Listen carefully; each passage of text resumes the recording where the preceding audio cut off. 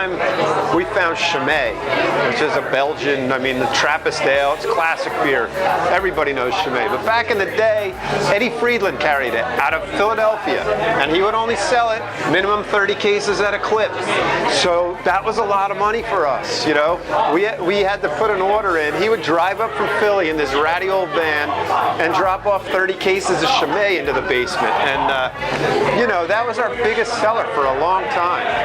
So I've been involved in the restaurant industry for over 20 years. I grew up, my father owned a bar when I was a kid. Not that I was, you know, that involved in that, but, you know, I stocked the shelves with beer with my mother and did those sorts of things, but that was all Budweiser and Heinekens that were being sold at that time, Schmitz and Schlitz and all kinds of good stuff. 1970s, you know. We started off, in 1990, there wasn't much of a craft beer market. You know, we did our best to get what we could, you know, Molson, Moosehead, like those were exotic at the time. My vacations revolve around beer. I'll go to San Diego and I'll visit different tap rooms and breweries, do brewery tours. I've been on so many brewery tours, I can basically be a brewer.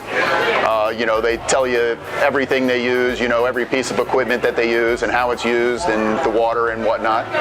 But, you know, in those travels, I tend to find these beers that are in the local restaurants that you don't get to see too much. And when they do come into Pennsylvania, then I look for them and try to get them into porters. We told people we weren't going to have any domestic mass-produced beer on draft. No Bud on draft. No Coors Light on draft. Miller Lite was big in the early 90s. No Miller Lite on tap. People said, you're crazy. You're going to be out of business in 6 months. Well, here we are almost 30 years later, and I guess we made the right move.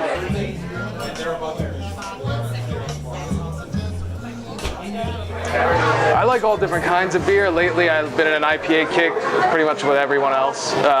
Bell's Two Hearted IPA is probably one of the best I can recommend. It's well-rounded, it's malty without not being overly hoppy. Solid choice.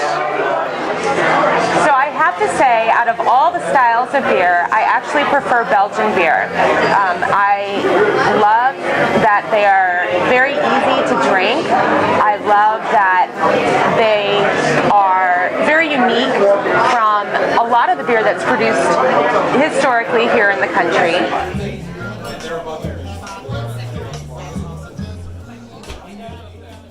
You know, right off of the get-go, we had this idea for the mug club. And back then, we only had 50 beers in the club. So you drink your 50 beers and you get your own pewter mug.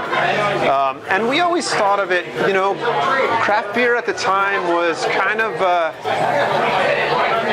intimidating maybe. Some people thought of it as pretentious almost. And it's like, we just wanted it to be accessible.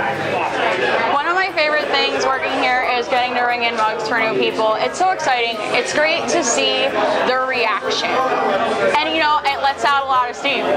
Ringing that bell, it gets out energy, it pumps up the whole room. You can tell the energy in the room totally changes when you do it. Beers rotate so much nowadays that, you know, out of our 12 drafts, our 7 rotating drafts change once a week.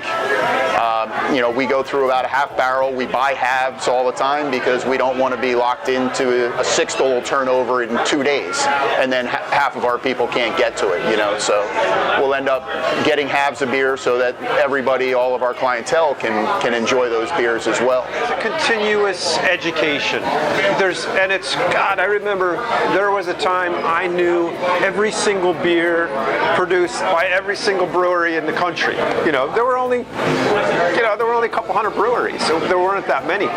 Now, oh my God, there's thousands and thousands of breweries, and they all make different beers, so it's constant education and weeding out and trying to find the good breweries and trying to find the best beer. So today, I would say it's going to be the main lunch IPA. We have it on tap, just because it's getting hot, and when it gets hot, I really just want like IPAs. It's super crispy. In fact, we just posted an old original menu recently, and it's kind of funny to look back and see Low Lowenbrau on there and Beck's. Like, that was exotic. We were young kids when we opened this up. My brothers and I. Between Jim Flynn and I, Jim's our bar manager, just between he and I, we have over 50 years experience in the business. All these different beers at your disposal. Like, what's your favorite beer? Well, my favorite beer is the beer that's in my hand. You know, it's like, it depends on the day, it depends on the weather, it depends what I'm eating, it depends what you're in the mood for. As long as you've got a good beer, there's so much variety out there. But we've got, you know, on our beer list to get your pewter mug, we have our stock 60 beers, which is our beer list, our beer menu. In addition to that, we have 12 taps, plus whatever domestic we've got. And then, you know, Jim's got his, we call it Jim's Picks. That's not what it actually says on there, but that's what everybody references it as. And, you know, geez, there's probably another 50, 60 beers on here.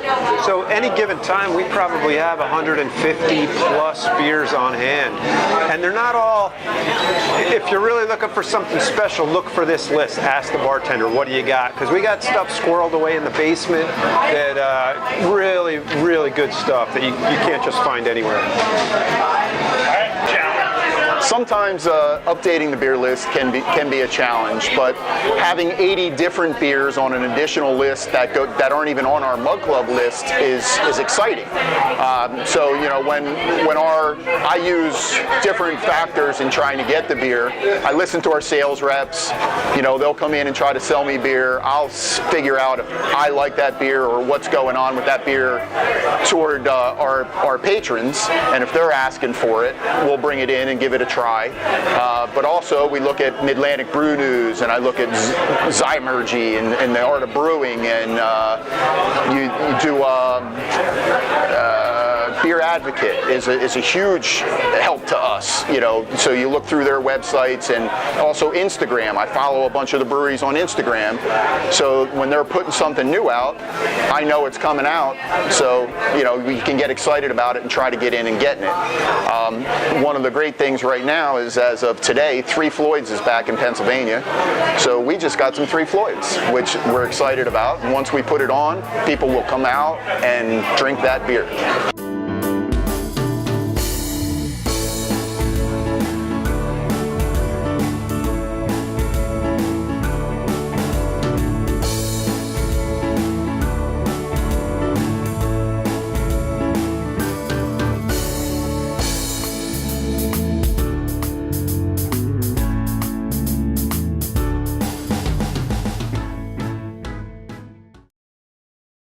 And another way we really stay in tune with what's going on in the beer world is through the social app Untappd. We are a verified venue for Untappd, so everything that we update on our menus goes right through our website and everything.